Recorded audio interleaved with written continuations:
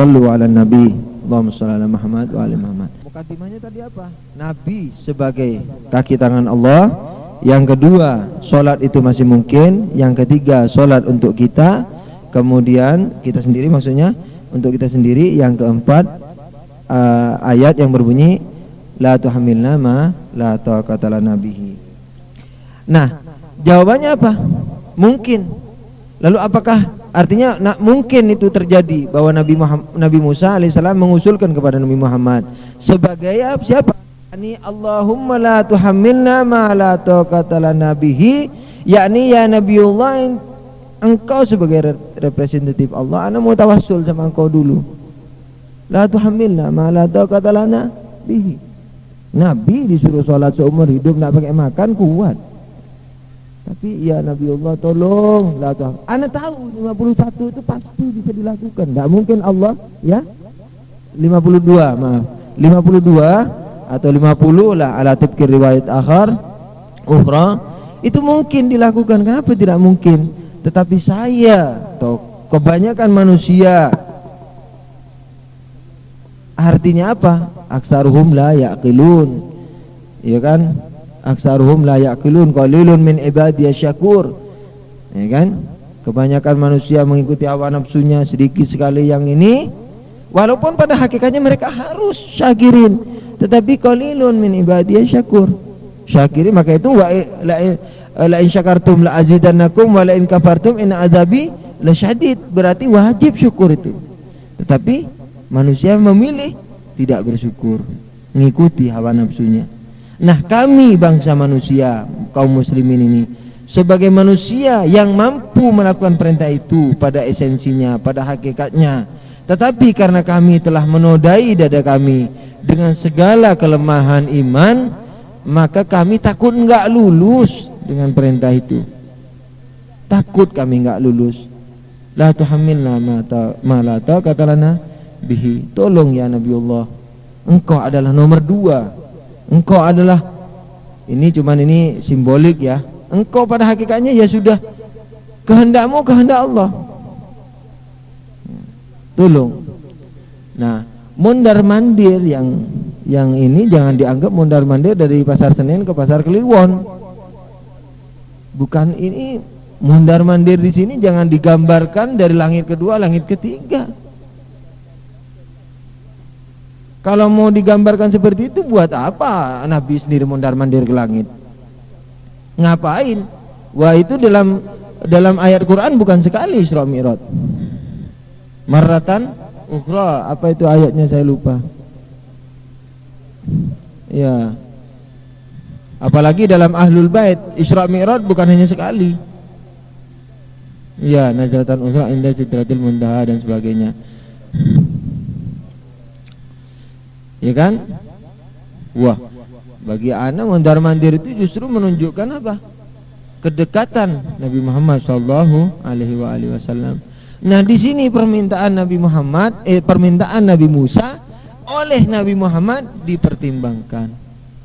Tapi karena pucuk pimpinan Allah Subhanahu wa taala, dia, ya Allah, ini kiki umat saya ini. Memang betul, artinya bukan berarti memang betul dalam artian tadinya dia nggak tahu, ya kan? Akhirnya apa? Dimohonkan untuk diturunkan, minta lagi. Kenapa? Sampai 1000 kali. Itu menandakan apa? Kerahmatan dan keagungan Allah Subhanahu wa taala. Maka itu Allah tetapkan itu, yang dikurangkan itu, walaupun dia hukumnya menjadi sunnah saja, tidak diwajibkan. Nah, ini menunjukkan apa? Kenapa kok tetap ditaruh walaupun hukumnya berubah menjadi sunnah? Karena kita ini sebenarnya ya ini apa bisa, dan kita ini besi gelap supaya, dan Allah ketika menaruh angka 52 bukan main-main. Dan ada satu lagi rahasianya. Seandainya ini tidak dilakukan Allah, mustahil memang penurunan itu. Apa itu? Allah berfirman, kalau engkau berbuat jahat, ku kasih dosa 1. Tapi kalau engkau berbuat kebaikan 1, ku kasih berapa? 10. Coba ini Allah tidak lakukan. Misalnya Allah memberikan ganjaran 1 terhadap perbuatan baik 1, memberikan dosa 1 terhadap dosa 1. Sungguh 52 itu tidak akan pernah diturunkan. Bahwa Allah nggak main-main. Maka itu ketika Allah turunkan taklifnya, dia naikkan rahmatnya. Paham enggak maksud saya? Allah turunkan dari 52, tapi ganjarannya Allah naikkan. Supaya apa? Supaya tujuan Allah, supaya manusia ini baik dengan 52 itu kecapean. Kalau enggak mahrum, artinya kita tidak akan pernah sampai ke situ. Bukan, jadi tujuan Allah terhadap manusia. Iya, Allah itu setiap sesuatu kehendak. Jadi mempunyai tujuan, mempunyai elah, mempunyai hadaf. Tetap cuman hadaf atau tujuan Allah ini tidak kembali kepada Allah. Nah, kekeh Allah menciptakan ini enggak ada tujuannya. Allah sendiri mengatakan, anak ciptakan ini bukan untuk main-main ini. Mahalak ta'ala batila, bukan main-main. Ada tujuannya. Cuman tujuannya enggak kembali ke Allah. Kalau kembali ke Allah berarti Allah masih kurang sempurnanya. Enggak kembali, in ahsantum li'am fusikum. Nah, seandainya ganjaran perbuatan baik 1 ganjarannya, ana yakin 52 itu tidak bakalan diturunkan. Wajib manusia dan mampu kok. 2 jam di mana? Itu sudah saya, padahal tadi 80-an menit ya. Kita anggap 2 jam sudah sehari semalam. Apa susahnya? 24 jam diminta 2 jam untuk olahraga untuk dirinya sendiri supaya kuat rohaninya. Nah, dari satu sisi taklifnya dikurangi, tapi pahalanya dari satu sisi ditambahkan. Ini menandakan bahwa Allah tetap pandai, tidak lebih, Nabi Musa tidak lebih pandai dari Allah. Gitu. Tetapi la tuhammilna ma la taqata lana bihi itu diterima doanya. Diterima representatifnya, yakni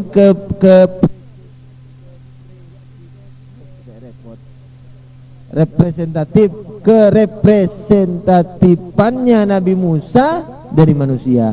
Yani seakan-akan Nabi Musa itu kan mewakili mewakili kaum muslimin. Nah, dia sebagai wakil kita diterima doanya. Jadi bukan ngurui Nabi, ya Nabi Allah, ahsan raja anti. Ahsan sob, inti minta keringanan sob.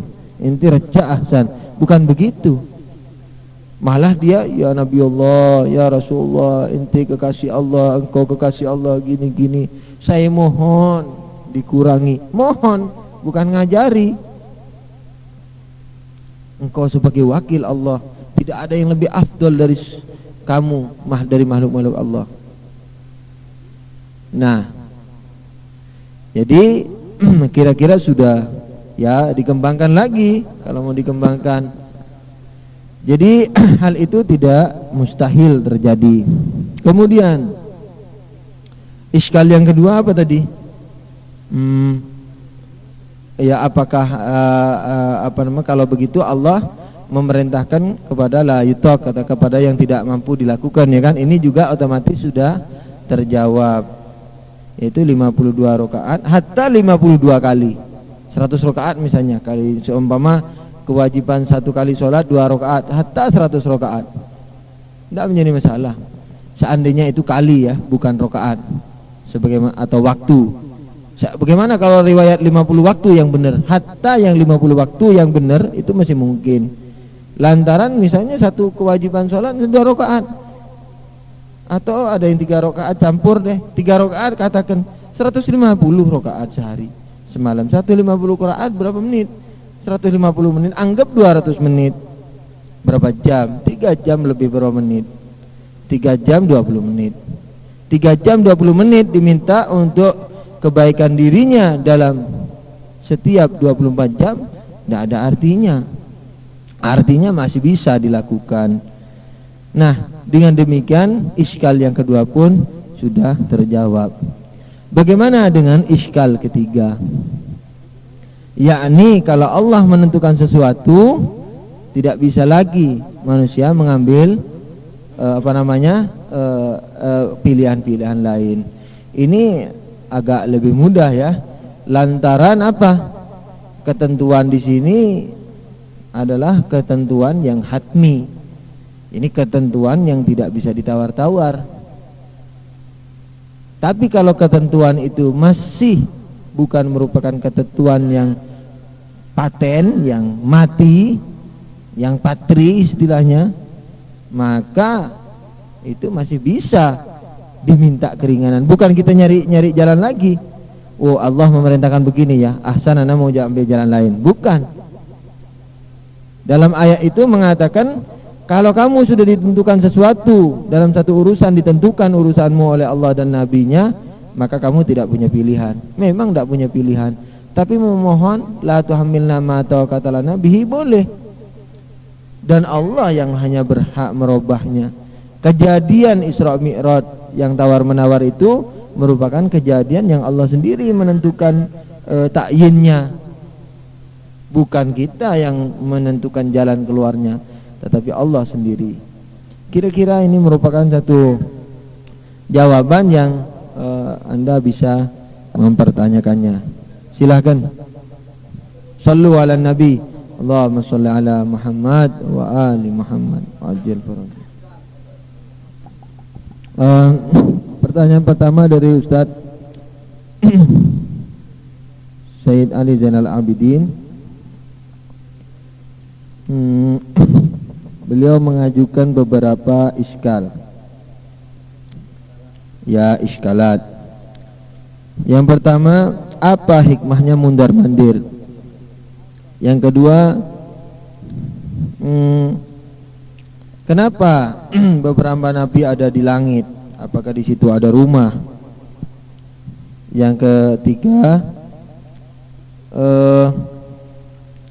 bentuk hadis daripada dialog Nabi Musa alaihissalam dengan Rasulullah SAW bukan sebagaimana yang saya katakan, yaitu menjadi wakil manusia, artinya wakil kaum Nabi Muhammad SAW, tapi beliau bertindak itu sebagai Nabi sesuai dengan mengambil daripada pelajaran pengalaman beliau, artinya Nabi Musa di waktu menjadi Nabi utusan Bani Israel. Ya, kurang lebih ada 3 iskalat ini.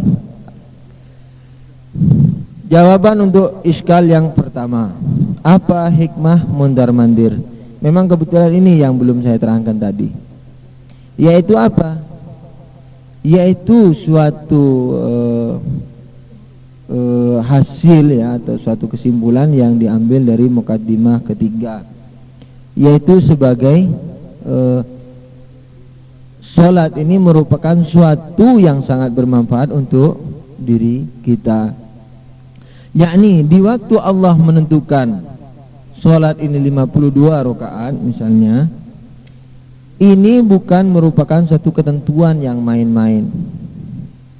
Memang betul-betul merupakan suatu yang bermanfaat besar bagi manusia. Sampai Allah mengatakan inna sholata tanha anil fahsya'i wal munkar. Dan pernah saya mendengar satu hadis mengatakan kalau engkau sholat 2 rakaat diterima oleh Allah, maka haramlah bagimu neraka. Jadi sholat ini begitu agungnya.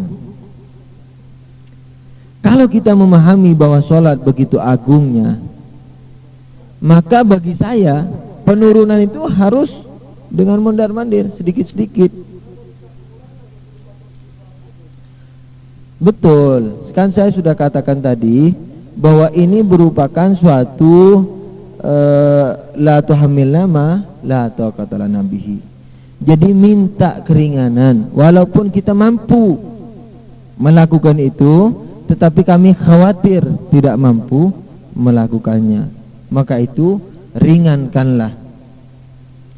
Kemudian kemudian diringankan, ya kan? Kenapa kok tidak diringankan sekaligus? Dari 52 langsung jadi 17, atau dari 5 waktu langsung menjadi 5 waktu, ya kan? Kenapa kok dikurang sedikit-sedikit? Disinilah justru menjelaskan kepada kita, wahai manusia, 52 ini kutentukan bukan untuk main-main. 52 ini merupakan kunci yang aku tahu bahwa engkau akan lulus dengan memperhatikan 52 ini. Itu maksudnya. Sehingga apa? Tidak rohis, tidak mudah, tidak murah, sehingga langsung diturunkan begitu saja. Ya kan? Tapi kalau itu memang penting, kenapa kok diturunkan? Ya itulah. Kalau rahmat Allah seperti kita, tidak akan diturunkan kalau kita bakhil. Tapi Allah sebagai Allah murah, tidak terbatas ya akhi. Coba bayangkan, Islam bukan keadilan.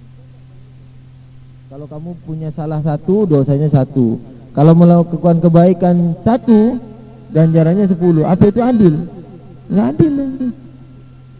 Cuman karena menguntungkan kita saja kita tidak protes. Coba merugikan kita, kan protes.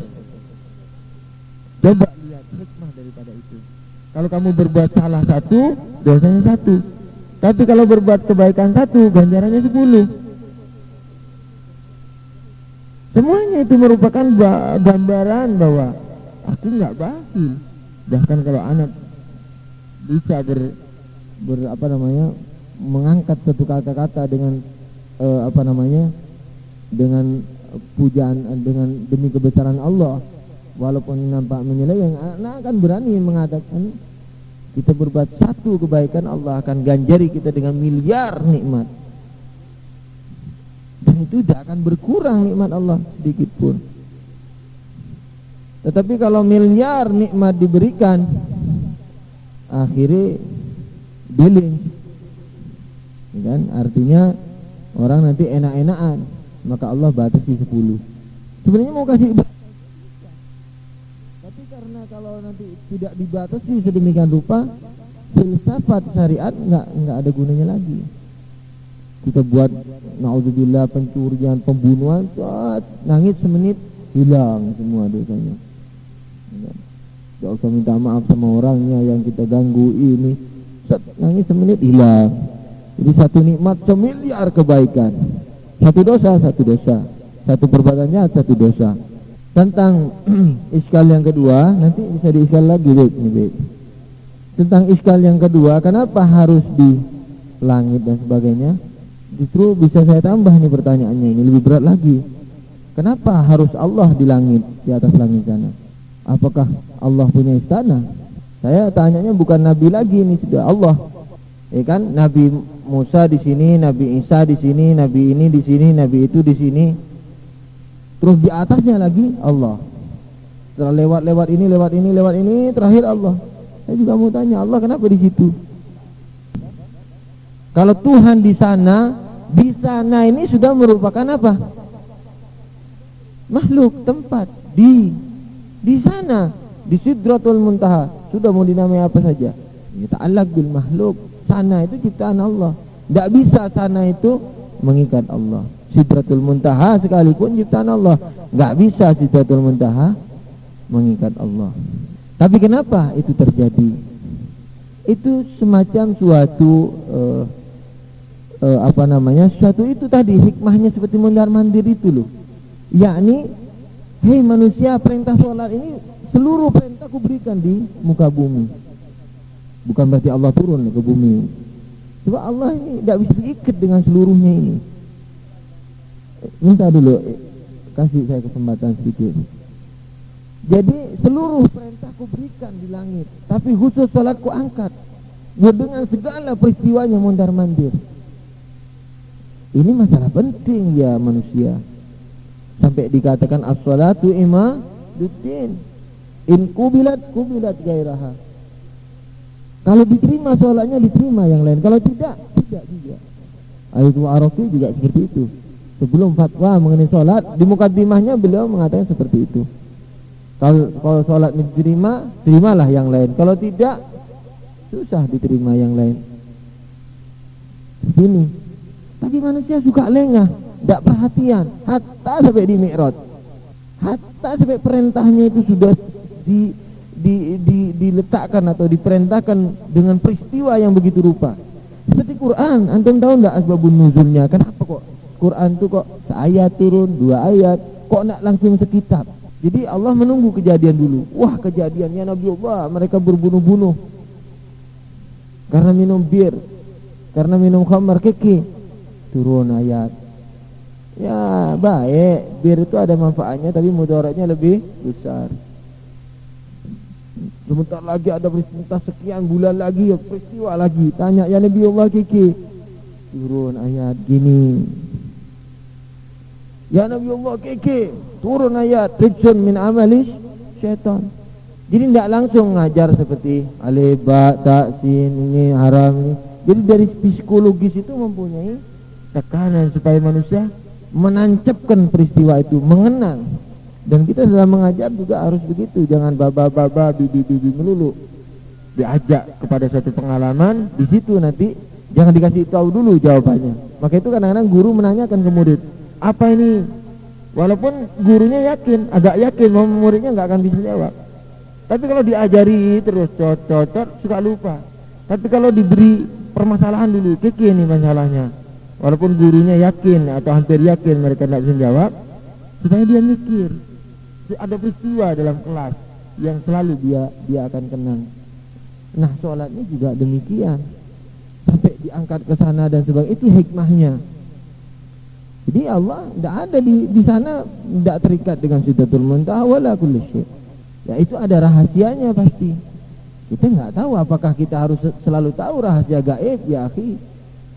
Iya, kalau Imam Ali ketika ditanya mana lebih afdal engkau apa Nabi Ibrahim, setelah bertawadhu Imam Ali mengatakan karena ini memang harus dijawab, pada waktu itu dibilang ana.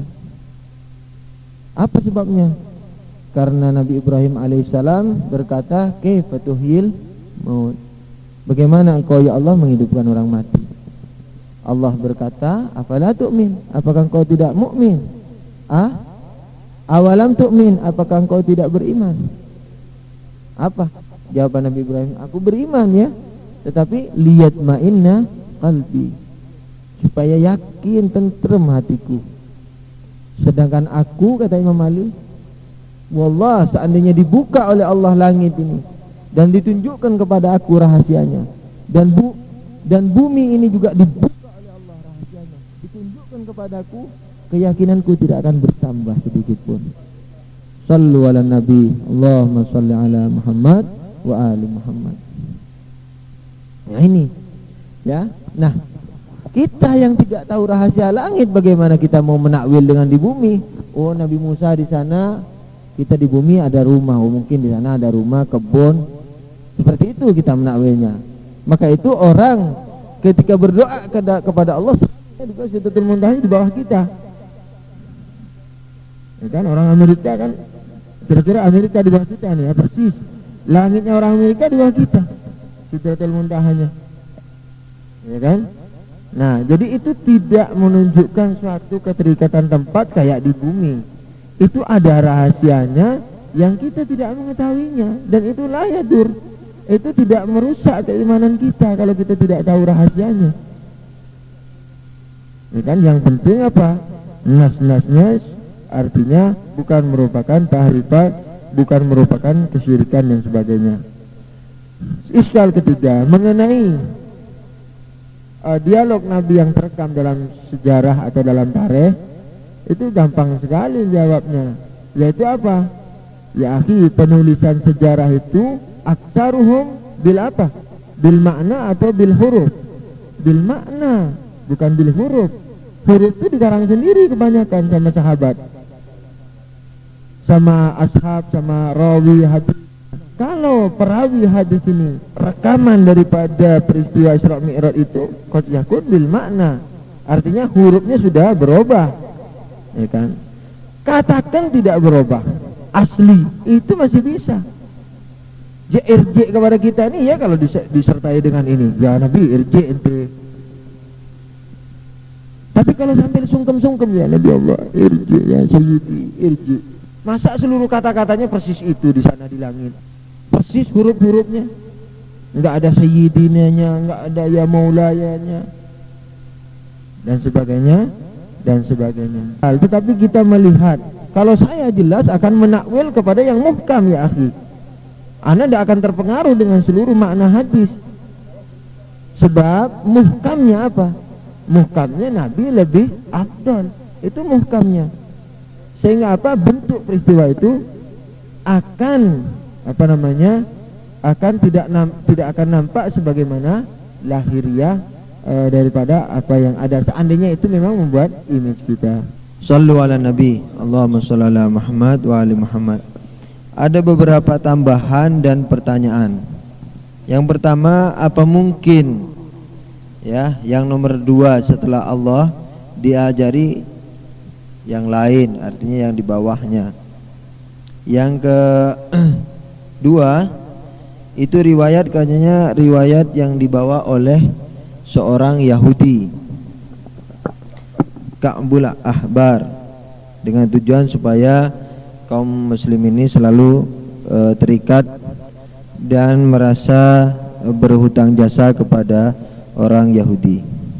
Ayat surat Al-Baqarah itu katanya ya, yang dibawakan oleh Mizar itu Madaniyah.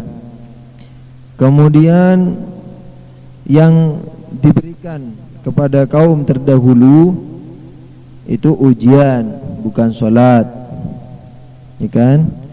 Kemudian juga ada satu tambahan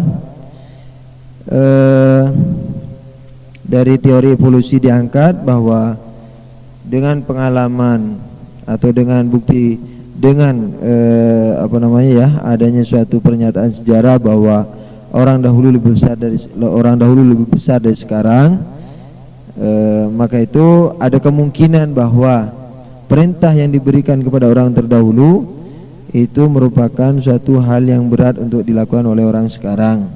Kemudian ada juga pernyataan sholat itu mungkin katanya mengenai Isra Mi'raj itu mungkin bukan mengenai sholat, lantaran sholat sudah ada sejak dahulu.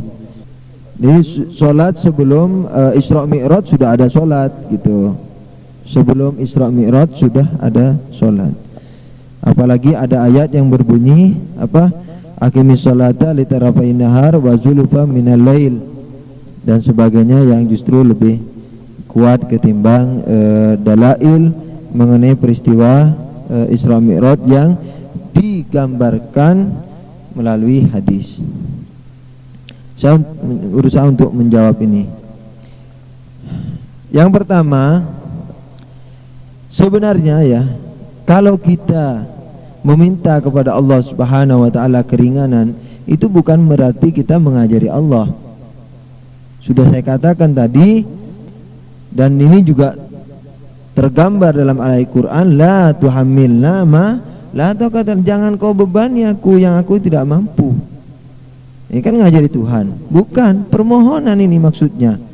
Dan kita tahu bahwa Tuhan itu tidak akan membebani kita dengan yang kita tidak mampu, tapi secara esensial, secara esensi sebagai manusia, ya kan? Seandainya kita ini disuruh mikul bata, misalnya mengumpulkan batu 10 kilo, mampu. Tapi karena saya tahu bahwa saya ini suka malas, suka ini, suka maksiat, lemah, ya saya khawatir 10 kilo itu saya yang mampu ini tidak melakukan. Maka itu saya minta keringanan. Itu tidak apa-apa. Jadi bukan berarti kita mengajari Nabi Musa mengajari Nabi dan Allah misalnya, tidak. Dan maksud kita ini ketika kita mengatakan la tuhammilna ma la taqata lana nabi, itu apa sih?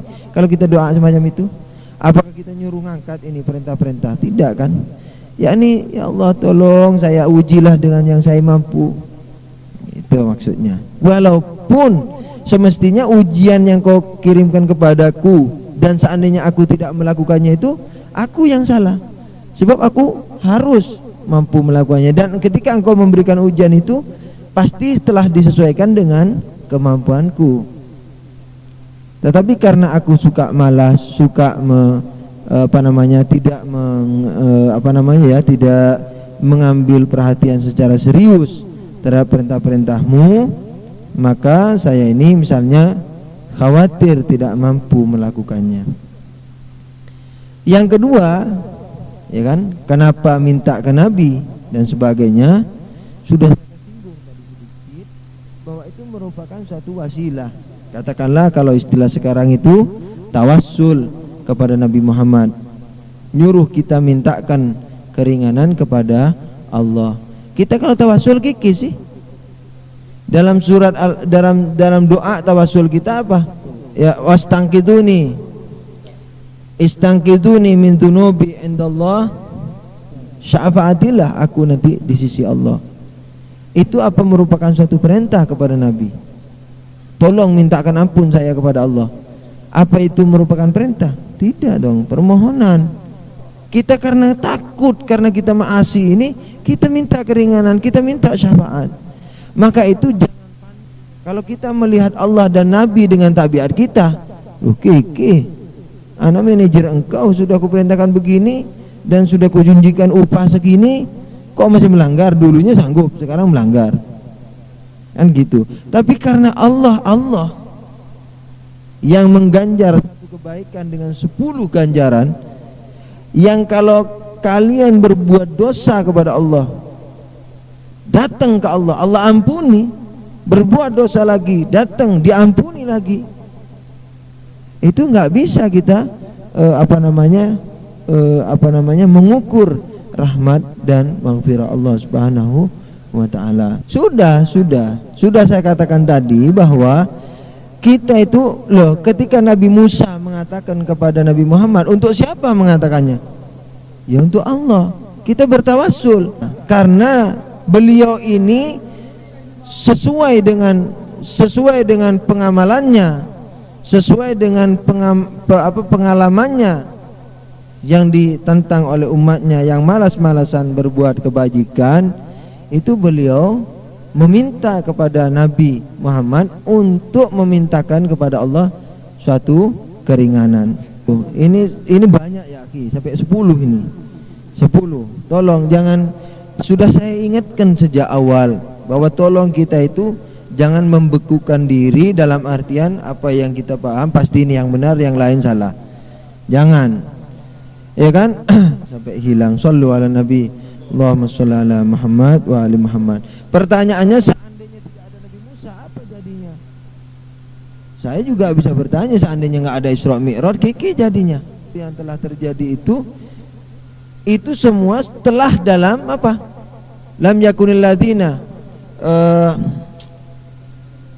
ma asaba min musibatin fil ardi wala fi anfusikum illa fi kitabim mubin. Jadi beberapa hal itu telah ada dalam ilmu Allah Subhanahu wa taala.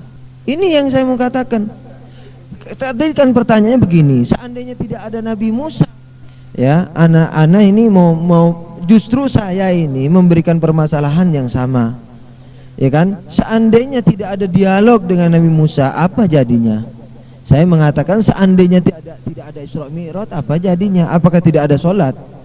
Nah, tetap akan ada, sebab itu ada dalam rencana Allah. Ketemu sama Nabi Musa, tidak ketemu, itu sudah dalam rencana, artinya dalam pengetahuan Allah Subhanahu wa ta'ala. Cuman kalau coba begini ya, coba perhatikan dengan sangat, tolong perhatikan dengan sangat. Seandainya Allah sama Nabi, ya Nabi Muhammad, ku kasih 52 rakaat, tapi ku kurangi sampai 55 rakaat. Ente kasih tahu sama umatnya 5 kali. Apa yang kita tahu? Tidak ada pengetahuan. Ana pernah ditanya oleh seseorang, itu dialog antara Z dengan Imam Bakir seperti berbeda pendapat. Atau Fatimah, kalau Anda baca sejarah nanti, sejarah sudah ditulis dengan bahasa Indonesia, mungkin nanti kita orang mendal kalau kita tidak memahami dengan serius. Itu kadang-kadang ada dialog yang tidak sepaham antara Imam Husain sama Imam Hasan, Imam Ali dengan Fatimah Zahra. Secara lahiriah itu nampak seperti nggak sepaham, padahal bukan demikian. Mereka ini insan biasa. Seandainya artinya boleh mereka melakukan perbuatan-perbuatan itu selama tidak melanggar perintah Allah. Coba para imam itu sama Imam Shadiq diam, Nabi sama Imam Ali diam aja. Sudah sama-sama tahu. Tidak tahu ente kecuali ana. Nabi Ali juga sudah melihat Rasulullah ya diam aja. Jadi sudah tahu, punya ilmu. Terus kita tahu apa tentang Nabi? Kita tahu apa tentang misalnya Imam Ali? Kita tahu fadilah Imam Ali ini dari siapa sih? Dari Rasul, dan itu ilmu Rasul. Tapi karena Rasul harus, artinya kita harus tahu, Rasul mengatakannya. Apa terus ngajar gitu, Ali begini-begini, Ali begini-begini? Tidak dong. Ia ketemu, ya Ali apa yang terjadi? Begini ya Rasulullah. Oh ahsan, memang Allah berkata begini. Jadi seakan-akan apa? Semacam, ya ini cuman konotasinya jelek ini kata-kata yang akan ana ucapkan. Ini seakan-akan merupakan suatu sandiwara. Walaupun itu bukan sandiwara, kehidupan biasa. Cuman kalau Imam Ali dengan ilmunya menatap Nabi, ya diam, sudah dengan ilmunya. Rasulullah dengan ilmunya, apa yang terjadi? Kita nggak tahu apa-apa. Kita mau bela Imam Ali dengan apa? Mau bela Nabi dengan apa? Sahabat yang tahu ya sudah diam. Tidak usah mengatakan ya Nabi Allah engkau begini. Ya Ali, apa yang terjadi? Kenapa misalnya kau begini? Oh karena begini ya. Kenapa engkau membunuh Ibnu Muljam setelah kau mundur 7 kali? Apa Nabi nggak tahu? Sudah saya pernah katakan ketika Imam Ali mau bunuh Ibnu Wud, Amr ibn Wud ya, itu waktu mau memotong lehernya diludahi Imam Ali. Lalu Imam Ali berdiri mundur. Setelah kira-kira 7 langkah, diam sejenak, maju lagi dibelek. Ditanya sama Rasulullah, kenapa ya Ali engkau kok mundur? Apa Rasulullah nggak tahu? Anda lihat hadis-hadis banyak sekali Rasulullah tanya, kaifa halak? Anda yakin Rasulullah tahu, apalagi dalam berkenaan dengan syariat-syariat, berkenaan dengan akhlak kayak begini. Tapi kalau Rasulullah diam, dalam hati toh ahsan, diam. Kita tahu apa tentang Imam Ali? Tidak ditulis dalam sejarah. Nah, peristiwa-peristiwa itu selama masih wajar, artinya masih itu dalam kewajaran dan tidak keluar dari syariat, Nabi tidak apa-apa tanya. Bukan Nabi nggak punya ilmu. Kenapa ya Ali kok mundur? Iya ya Rasulullah, ana ini begini, begini, ana ghadab tadi sedikit, ana takut, ana jihad ini campur ghadab, ana hilangkan dulu ghadab haki, ana bunuh dia, ana niat ikhlas karena Allah. Ahsan. Nah kalau saya yang tanya akan puji-puji karena memang saya nggak tahu sebelumnya. Tapi Imam Ali ini adalah hasil daripada pendidikan Nabi, yang semua yang dilakukan Imam Ali ini tidak akan dilakukan kecuali dengan bimbingan Nabi Muhammad SAW. Tapi kalau diam apa yang diketahui? Apakah kalau ada hadis begitu terus dihujat kita dengan orang Muslim? Katanya Nabimu tidak punya guru. Tahu, kenapa kok masih tanya? Masa masalah akhlak Nabi nggak tahu? Berarti Imam Ali betul kamu ini sesat, meninggikan Ali daripada Nabi. Buktinya dalam masalah apa seperti itu jawabannya. Terus apa kita terus mengiyai? Tidak toh. Ya jawabannya seperti tadi. Kalau Imam Ali diam-diaman, apa kita tahunya? Rasulullah diam-diaman, kita tahu dari mana? Tidak akan direkam oleh sejarah, tidak akan diriwayatkan oleh orang yang mendengar. Akhirnya kita nggak tahu apa-apa tentang fadilah mereka. Bagaimana kita mau mencontoh kemudian? Begitu juga dengan peristiwa ini. Kalau rundingan dewek sudah ya Rasulullah sebenarnya ini 52. Sudah nggak pakai diajarin nih ya. Sebenarnya 52 ini. Tapi kukurangi deh jadi 17. Sudah sampaikan 17. Kita nggak tahu apa-apa. Kita sekarang ini sudah dengan peristiwa ini yang sudah direkam sedemikian rupa, saking luasnya rahmat Allah kita mustahilkan kejadian itu sampean. Masa Tuhan bolak-balik nurunin dikit-dikit? Coba itu, saya justru mengatakan seandainya Rasulullah mondar-mandir semiliar kali, saya justru lebih gemetar. Karena saya melihat begitu murahnya Allah. Wa fadilahnya ditambahi. Kita hanya berapa kali itu mondar-mandir tidak sanggup menerima kemurahan Allah. Gitu loh. Jadi dan kalau itu tidak terjadi, dari mana kita tahu? Satu. Kemudian tahu tentang tentang kepentingan, tahu tentang fadilah dan pentingnya sholat. Gitulah, sebentar dulu Beb. Tahu tentang fadilah dan pentingnya sholat, yang bukan main-main sampai diangkat ke langit perintahnya, ya kan? Dan peristiwa penurunannya. Nanti kalau di akhirat kita ditanya oleh Allah, umpamanya, ya wahai manusia, kenapa, malaikat tanya umpama, kenapa kau tidak sholat? Aduh cik abote, abot sudah diturunkan sekian kali sampai engkau sendiri mengingkari peristiwa itu, masih kau jadikan berat, masih kau tidak melakukannya, semacam itu. Yang kedua, yang ketiga, itu riwayat Yahudi katanya. Justru ini bagus karena riwayat Yahudi cara bicaranya lain, seakan-akan si Nabi Musa ngajari Nabi Muhammad. Kalau anak katakan, kalau riwayat yang sahih justru sungkem Nabi Musanya, nyium dulu kakinya Nabi, diciumi dulu kakinya. Ya karena itu merupakan riwayat Yahudi, justru ini sampai kita ingkar ini. Bisa saja begitu kan? Karena apa? Peristiwanya dirubah sama dia, dialognya, seakan-akan Nabi Musa ngajari Nabi Muhammad. Yang tadinya Nabi Musa sungkem dulu, kalau saya ibaratkan kayak gini, seandainya Nabi Musa itu bukan roh, seandainya badan, sungkem dulu sama Nabi, nyium kakinya dulu, sudah basuh kakinya, diminum kalau perlu. Setelah itu bertawassul, tolong mintakan. Kemudian tadi ada iskal juga dari ayat ini, katanya Madaniyah yang dibacakan Mizet. Yang dimaksudkan Mizet dan yang dimaksudkan ayat ini, yang kita jadikan hujjah atau kita jadikan pelengkap untuk masalah kita ini, itu bukan ainu taklif, bukan masalah itunya, artinya masalah sholatnya, bukan. Ini universal, masalah ujian yang datang dari Allah Subhanahu wa ta'ala secara universal. Kita minta, ya Allah, jangan kau bebani aku sebagaimana kau bebani orang-orang terdahulu. Nah itu loh. Jadi bukan ainu taklifnya, bukan, tapi ini beban secara umum. Dan ini kita minta di dalam Quran ini begitu. Jangan bebani kami dengan beban yang telah terdahulu. Minta keringanan. Beban yang sulit lagi, isran kama hamal tahu. Ya kan? Sebentar dulu. Oke, setelah itu Oke.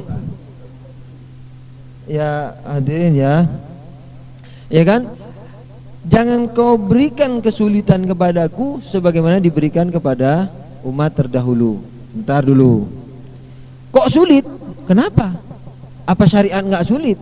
Apa kalian kalau puasa Ramadan enggak haus? Apa enggak merasa sulit?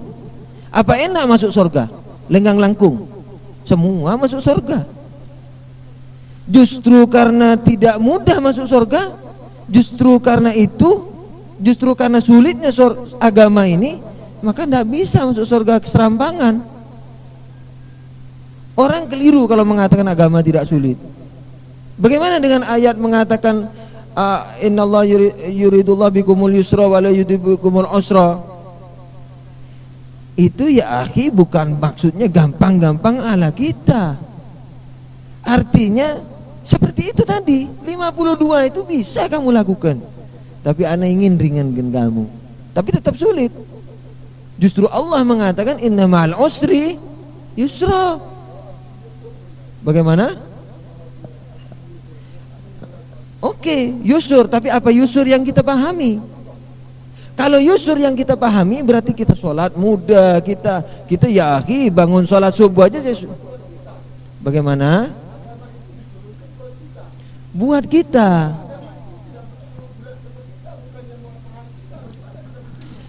Kalau agama itu mudah, buat apa diturunkan? Justru agama ini diturunkan untuk ngatur manusia. Lah, supaya apa? Supaya apa? Ditaati enggak? Ana mau tanya min samimil qalb. Kita ini sudah taat. Kenapa? Kocek kendengnya sampai umur 50 tahun kita enggak bisa taat. Salat aja lambat-lambat. Salat aja toharannya enggak benar, salat aja mau khusyuk enggak bisa. 50 tahun salat 2 rakaat mau khusyuk enggak bisa. Keterlaluan enggak kita ini? keterlaluan. Kalau mudah apa bisa seperti itu? Mudah, tinggal sholat. Nah, Allah mengatakan inna ma'al usri yusra ya manusia. Bahkan Allah mengatakan apa? Selain dari syariat ini Allah mengatakan apa? Ente kira kau akan masuk surga sebelum ku uji kau. Bukan ujian sholat lagi. Sholat rohat ini ujiannya. Akan ku uji lagi dengan kekurangan makanan, dengan kekurangan buah, dan akan ku goncangkan kamu segoncang-goncangnya. Wazulzilu isma'u ya akhi. Wazulzilu bentar, isma' ada keluar kerangka. Sallu ala nabi, Allahumma shalli ala Muhammad wa ali Muhammad. Ala kulli hal, mudah-mudahan yang kita lakukan ini mendapat ridha dari Allah Subhanahu wa taala. Kalau ada kekurangannya mudah-mudahan Allah lengkapi dan maafkan kita. Kalau ada kesalahannya mudah-mudahan Allah luruskan kita dan maafkan kita pula. Ya Allah, arinal haqqa haqqa, dan berilah kekuatan untuk mengikutinya, dan tunjukkanlah juga kepada kami kebatilan sebagaimana ia, dan berikan kekuatan kepada kami untuk menjauhinya. Allahumma siril Islam wa ahlah waqtil kufar wa ahlah. Allahumma fir lana wa liwalidaina wa liman sabaquna bil iman wa lil mu'minina wal mu'minat wa liman wajaba haqqu alaina waj'alhum lana radin bihaqqika ya Rabb wa bi Muhammadin wa alihi wa sallallahu ala Muhammadin wa alihi at-tahirin salawat. Allahumma shalli ala Muhammad wa ali Muhammad.